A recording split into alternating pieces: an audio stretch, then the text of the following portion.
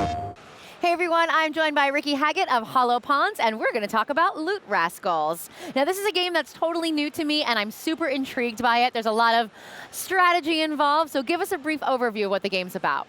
So it's a turn-based hex roguelike. You run around a strange, silly alien world full of idiots to kill, and you're stealing their stuff. And so you kill stuff, you loot, and then the cards that you loot are effectively how you deal with your inventory. So your character build is like equipping these cards.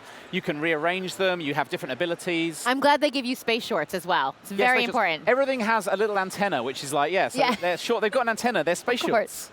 Yeah. There's a kind of day-night cycle and a way that you dance around these enemies in order to like optimize your strategy. So yeah, we can see if you look up here on this screen, the same thing they're seeing there. Yeah. So when like you kind of want to attack the enemies when you're going to get the first hit on them. And now you have to make a choice. Yeah. So at this point, another player's card has dropped for this. This is like a hard enemy he killed, and this card, it's like, does he want to send this back? This belongs to a guy called Lard Pig, who's a real player who's lost that card, because when you die in this game, the enemies steal your stuff. Right. And then they're going to loot your corpse. They loot your corpse. It goes onto a cloud server. That drops into somebody else's game.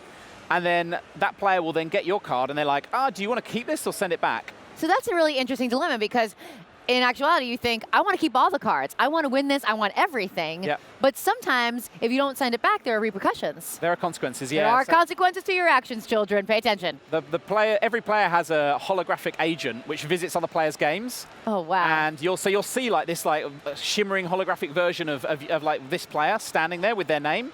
And you'll be like, did I return that person's card or not? And then as you get closer, the hologram will scan you and decide whether it's friendly or not. And if you sent that guy's card back, that hologram will be like, I'm here to help you. And they join, and you run around together, and they help you fight. They become your ally. They're your ally, yeah. But if you didn't send their card back, then they will be hostile, and they will hunt you down and try and kill you. And if they kill you, they will loot your corpse and send one of your cards back to their owner. So what would be a good situation as to where you would want to keep that card? Like if it was a really important one or something that was going to help you get to the next mission? So the enemies steal good cards. The enemies don't steal like junk cards. So the cards are always good. There's a lot of strategy in terms of like, depending on what drops, like different cards will have good synergies with what you've already got. So it could be that you've got a card that's like, I'm generally a nice person. I generally like to send people's cards back, but that card is just perfect for this set of cards I've got. I really need to keep this card. It like fills the hole in that gap that you're trying to make. This is going to be really good for me right now, so I'm going to keep it. So it's kind of that sort of thing. Or like sometimes you'll be like, I'm going to send this guy's card back because that guy sent my card back. Because one of the things the system does is like it strengthens relations. So at the start, everyone's a stranger. Your card drops for me, I send it back. The server then goes, when I die, let's give one of my cards to you, and then you can choose to repay the favor or not. And then over time, like two people will potentially be like playing the game at the same time, and cards going back and forth between them. That's awesome. So it's like a social game as well, because you kind of like are making friends within the game. Yeah. How long did it take you to create the server that is able to do all that? Because that sounds like a really complicated process. So we're working with PlayStation. They have a back-end server that kind of wraps around the big Amazon servers and does loads of the clever stuff. That's so cool. So luckily we don't have to figure out, like we kind of have to figure out how it's going to work at a high level, but we don't have to figure out the low level, like complicated searching and the networking stuff. That's incredible. Good. Now, is there a chance for you to turn in your cards and get higher cards or customize those cards and optimize them? So you have enemies, like a fire enemy will drop a fire card, which you can use to buff one of your existing cards, which then gives you fire damage abilities. There are loads of special cards, one-off cards. Each time it's a roguelike, so every time you play, you die, you start again. You get these special cards that they only drop once per game. And you can use them for things like, you can combine all of your attack cards, say, into one really powerful attack card.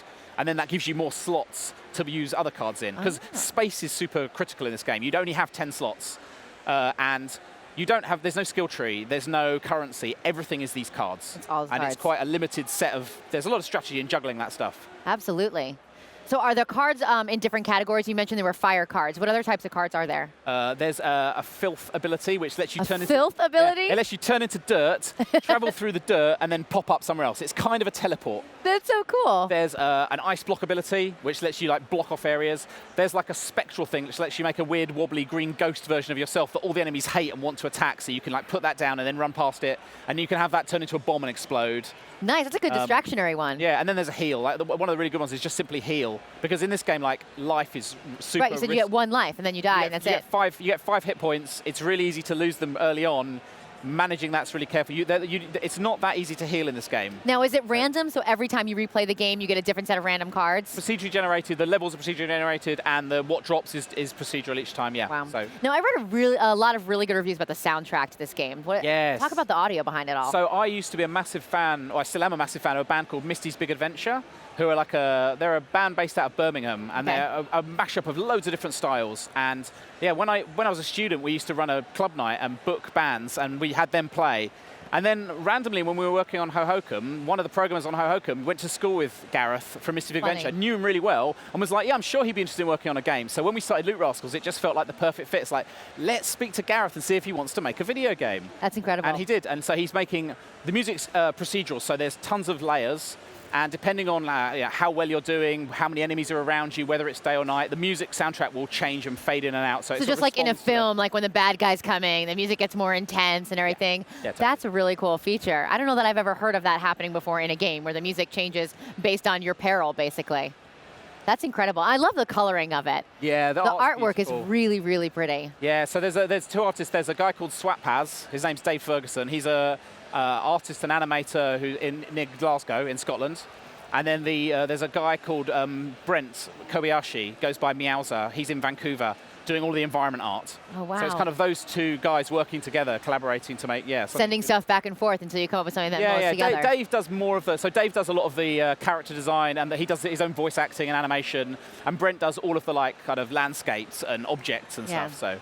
Well, it's a gorgeous game. When can we think about getting our hands on it, maybe? We are looking to come out Q1, like early 2017. 2017. All right, perfect. Well, thank you so much for stopping by and sharing this game with us. I know I'm very excited to do some turn-based cards. Hopefully, if we play, you'll send the cards back to me. Otherwise, I'm going to haunt you. I'm going to haunt you. PlayStation